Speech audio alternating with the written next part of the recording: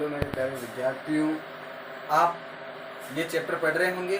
अपन इस चैप्टर के बारे में बात कर रहे थे, अपन के इम्यूनिटी एंड ब्लड ग्रुप। तो देखो, मैंने प्रतिरक्षा विज्ञान बताया था आप लोगों को। कुछ लोगों को ये चीज़ समझ में नहीं आई, तो मैं आपको आज वापस बता रहा हूँ। देखो, प्रतिरक्षा विज्ञान अपन ने बात करी थी ना, तो उसमें देखो दो चीज़ें थी। एक तो था अपन के प्रतिजन और एक था अपने प्रतिरक्षा। तो देखो, प्रतिजन क्या होता है? वह जिनका आणविक भाग 6000 डाल्टन से अधिक होता है।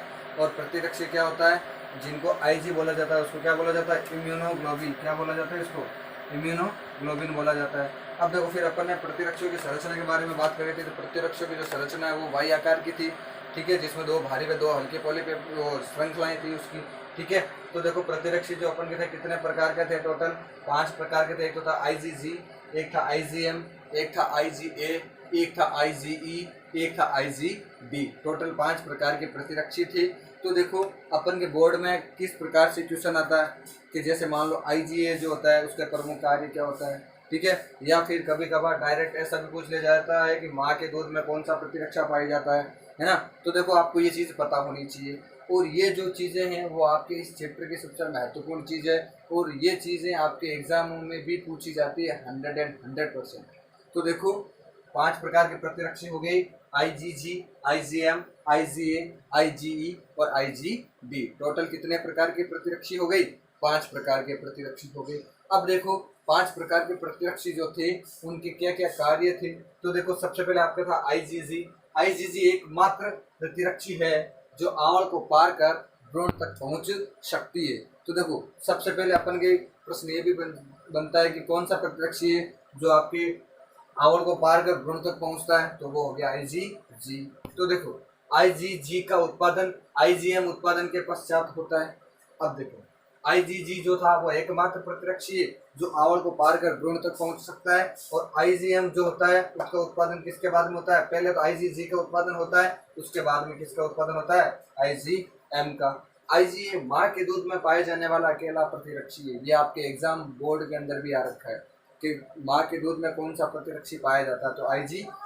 तो आईजीए प्रतिरक्षी, उसका कार्य क्या होता है? ये क्या करता है? अपन के माँ के दूध में पाया जाने वाला अकेला प्रतिरक्षी है। उसके बाद में आपके आईजीई।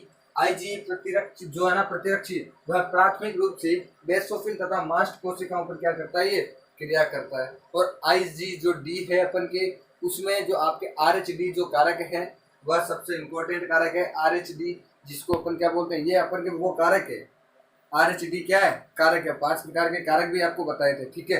तो देखो, उसके बाद में आपका आता है प्रतिरक्षी के वायु स्वरूप में दोनों भुजाओं के उद्गम स्थल लचीले होते हैं, जिन्हें कब्जे या हिंज भी कहा जाता है। अब देखो, आपके बोर्ड के एग्जाम में एक तो आ रखा है कि हिंज किसे कहते हैं। तो आपकी हिंज की डेफिनेशन ये हो गई: प्रतिरक्षी के वायु स्वरूप में दोनों भुजाओं के उद्गम स्थल लचीले होते हैं, जिन्हें कब्जे या हिंज कहते हैं। अब देखो, आपको इस चैप्टर के अंदर अपन ने पहले जो अपन प्रतिरक्षी की जो संरचना पढ़ी थी, प्रतिरक्षी की संरचना किस प्रकार की थी? वाई आकार की जो संरचना थी। तो देखो, प्रतिरक्षी की वायु स्वरूप में दोनों भुजाओं के उद्गम स्थल लचीले होते हैं, जिन्हें कब्जे या हिंज कहते हैं। अब देखो, बात थी इस चैप्टर के अंदर आपके प्रतिजन और प्रतिरक्षी की, तो जिसको अपन इम्यूनिटी एंड ब्लड ग्रुप बोला जाता है। इम्यूनिटी का मतलब होता है कि जो शरीर के अंदर जो क्षमता होती है, जैसे प्रतिरक्षी या क्या करते हैं? रोगाणु से लड़ने में सक्षम होते हैं। रोगाणु से किस प्रकार से लड़ा जाता है, इसके बारे में ये चैप्टर है। तो इसमें जब एक तो होता है अपन के एंटीबॉडी, एक होता है antigen. Immunity are 2 types: antibody and antigen. अब देखो, एक तो क्या कहता है? क्रिया के प्रति प्रतिक्रिया करता है, एक क्रिया के विपरीत क्रिया करता है। तो देखो, एक जो होता है उसका आणविक भाग 6000 से अधिक होता है, और एक क्या करता है? जिसको इम्यूनोग्लोबिन बोला जाता है, जिसको आईजी बोला जाता है, ठीक है। ये क्या करता है? गामा ग्लोबिन का निर्माण करता है, और गामा ग्लोबिन में ये पाया जाता है, ठीक है। उसके बाद में देखो, आपके गर्भरक्ताणु गोरकता क्या होती है? माता के शरीर में बने आरएच प्रतिरक्षी भ्रूण के रक्त में मौजूद आरएच कारकों से प्रतिक्रिया करते हैं। रुधिर समूहन की विधि द्वारा ये प्रतिरक्षी लाल कोशिकाओं को नष्ट कर रुधिर लयनता उत्पन्न करते हैं। इसी कारण माता के गर्भ में भ्रूण की मृत्यु तक हो जाती है। यदि शिशु जीवित भी रहता है तो वह कमजोर तथा हेपेटाइटिस से ग्रसित हो जाता है। अब देखो, आपके कभी कभार एग्जाम में ये भी प्रश्न पूछ लिया जाता है कि गर्भरक्ताणु कोरकता किसे कहते हैं। तो गर्भरक्ताणु कोरकता जो होती है वो क्या होती है? ये अपन के माता के शरीर में आरएच प्रतिरक्षी भ्रूण के रक्त में मौजूद, आरएच प्रतिरक्षी भ्रूण के रक्त में मौजूद RH कारकों से प्रतिक्रिया करते हैं।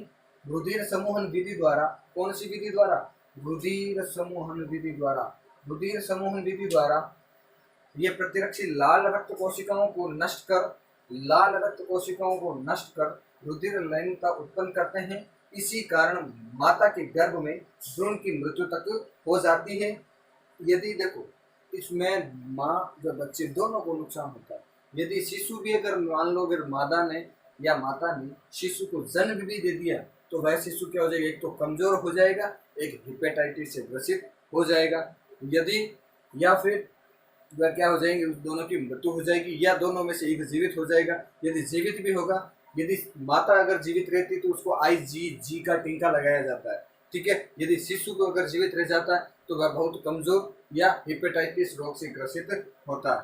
तो देखो प्रथम प्रसव 24 घंटे के अंदर माता को IgG RhD का टीका लगाया जाता है। यह प्रतिरक्षी माता के रक्त में मिश्रित भ्रूण की RH धनात्मक कोशिकाओं का विनाश कर माता के शरीर में प्रतिरक्षी उत्पन्न होने से रोकती है। रक्ताधान क्या होता है? रक्त का आदान प्रदान रक्ताधान कहलाता है। रक्त का आदान प्रदान कैसे? जैसे मान लो कि ब्लड कितने प्रकार का होता है? ब्लड होता है 4 प्रकार का। कितने प्रकार का होता है? ए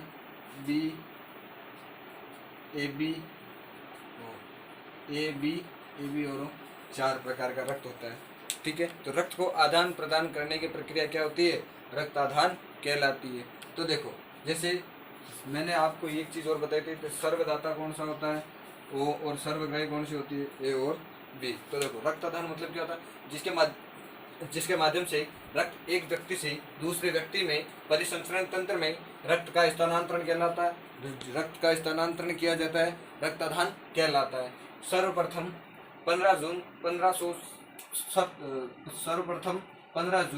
1667 को जॉन बैप्टिस्ट डेनिस द्वारा यह संपादित किया गया। तो देखो सबसे पहले जो रक्तदान है वह किसके द्वारा संपादित किया गया? जॉन बैप्टिस्ट डेनिस द्वारा 15 जून 1667 के अंदर संपादित किया गया। और इसमें उन्होंने क्या किया था? एक 15 वर्षीय जो बालक था उसमें भेड़ के रक्त से रक्ताधान करवाया था। और ये जो आपके क्वेश्चन है बहुत ही कॉम्प्लिकेटेड क्वेश्चन, और ये आपके जो कंपटीशन एग्जाम भी अपन जब फाइट करते हैं ना तब उनमें भी पूछ लिया जाता है कि जो रक्त जो होता है ना रक्ताधान, उसका संपादन सर्वप्रथम उसका प्रयोग किस पर किया गया? तो देखो 15 वर्ष का एक जो लड़का था उसमें भेड़ के रक्त से क्या किया था? इसने रक्ताधान करवाया था। और ये काम किसने किया था? जॉन बैप्टिस्ट डेनिस द्वारा संपादित किया गया था। ये कब किया गया था? अपन के 15 जून 1667 को किया गया था। उसके बाद में देखो रक्तादान की आवश्यकता। तो देखो रक्त की आवश्यकता कब होती है? या तो जब चोट लग जाती है, तो चोट लगने के बाद में निरंतर ब्लड जो होता है वो क्या करता है? बहता रहता है। उस समय क्या होता है? रक्त अगर निरंतर बहता रहेगा तो शरीर में रक्त की कमी आएगी, तब रक्तादान की आवश्यकता होगी। शल्य क्रिया द्वारा, और एक आपके जब है ना हीमोफीलिया। देखो हीमोफीलिया क्या होता है? हीमोफीलिया एक ऐसा रोग है जिसके कारण अगर अपन कहीं से भी गलती से भी लग जाती है ना तो लगने के तुरंत बाद में जो ब्लड का प्रवाह होता है ना वो निरंतर बहता रहता है। रक्त क्या करता है? निरंतर बहता रहता है। यदि अगर कोई व्यक्ति होता है तो उसको हीमोफीलिया रोग नहीं हुआ होता है तो उसके लगने पर हल्का सा ब्लड बहेगा, ज़्यादा निरंतर ब्लड नहीं बहता है। लेकिन हीमोफीलिया एकमात्र ऐसा रोग है जिसके माध्यम से क्या होता है? अगर एक बार गलती से भी कहीं भी लग जाती है ना तो उससे ब्लड जो होता है वो निरंतर कंटिन्यूटी बहता रहता है, ठीक है। उसके बाद में देखो रक्तदान की प्रक्रिया। तो देखो रक्त संग्रह। तो देखो रक्त संग्रह में सबसे पहले आपको देखो मान लो कि जिस व्यक्ति का ब्लड लेना है उसका पहले परीक्षण किया जाएगा, है ना, कि भाई वो व्यक्ति ब्लड देने योग्य है कि नहीं है, उसके शरीर में खुद के कहीं ब्लड की कमी तो नहीं है। पहले उसकी क्या किया जाता है? उसका परीक्षण किया जाता है। फिर उसके बाद में उसकी जांच की जाती है कहीं वह व्यक्ति हेपेटाइटिस बी, हेपेटाइटिस सी एवं HIV से ग्रसित तो नहीं है, ठीक है। अब देखो HIV ये ह्यूमन इम्यूनो वायरस कहलाता है, ठीक है। उसके बाद में देखो आपकी मनुष्य में रक्तदान के पश्चात प्लाज्मा की 2-3 दिवस में पुनः पूर्ति हो जाती है। कितने दिनों में हो जाती है पुनः पूर्ति? 2 या 3 दिनों में पुनः पूर्ति हो जाती है। तथा औसतन 36 दिवस पश्चात रक्त कोशिकाओं में परिसंचरण प्रणाली से प्रतिस्थापित हो जाता है। आधान, समजात आधान और समजीवी आधान। आधान कितने भागों में बांटा गया? आधान को 2 भागों में। एक तो देखो समजात आधान और एक अपन के समजीवी आधान। तो देखो समजात आधान क्या होता है? ऐसा दान जिसमें अन्य व्यक्तियों से रक्त को क्या किया जाता है, संग्रहित किया जाता है या इकट्ठा किया जाता है, ठीक है। और अपन में समजीवी आदान क्या होता है, स्वयं का संग्रहित रक्त काम में लिया जाता है। जब अपन कभी ब्लड डोनेट करते हैं ना, तब हमारे को वहाँ पर लिखवाना, वो अपन एक कार्ड बना के देते हैं, वो हमारे 6 महीने तक वैलिड रहता है ना। तो अपन क्या करते हैं उसमें, तो ये कौन सा आदान, समजीवी आदान, ठीक है, जिसमें खुद का ब्लड काम में वापस लिया जा सकता है, उसके बदले में कोई दूसरा ब्लड काम में लिया जाता है। उसके अंदर वो सावधानी क्या क्या होती है, दाता व रोगी के रक्त में एबीओ प्रतिशत का मिलान किया जाता है। एबीओ रक्त जो है ना समूहीकरण, उसका मिलान इसलिए किया जाता है कहीं उसमें किसी भी प्रकार के रोग कारक तो नहीं है, कहीं उसमें किसी प्रकार के हानिकारक तत्व तो नहीं है, उनका क्या किया जाता है, मिलान किया जाता है, ठीक है। उसके बाद में असावधानी पूर्वक किए गए रक्तदान से तो देखो HIV first, HIV second, HTLV first, HTLV second, hepatitis B, hepatitis C एवं जैकब रोगों की बढ़ने की संभावना रहती है असावधानी के दौरान। तो कौन कौन से रोग होते हैं, तो देखो अपन ये रहा, ठीक है, HIV first, HIV second, HTLV first, HTLV second, hepatitis B, hepatitis C और जैकब रोग बढ़ने की संभावना रहती है। उसके बाद में देखो आपकी रुधिर वर्ग का आनुवांशिक महत्व क्या होता है, तो देखो रुधिर वर्ग का आनुवांशिक महत्व होता है पैतृक संबंधी विवादों को हल करने में, ठीक है, और अपन के आनुवांशिक रोगों का निदान करने में या उनकी मुक्ति पाने के अंदर, ठीक है। फिर आपके अंदर उसमें 3 प्रकार के युग्म विकल्प पाए जाते हैं।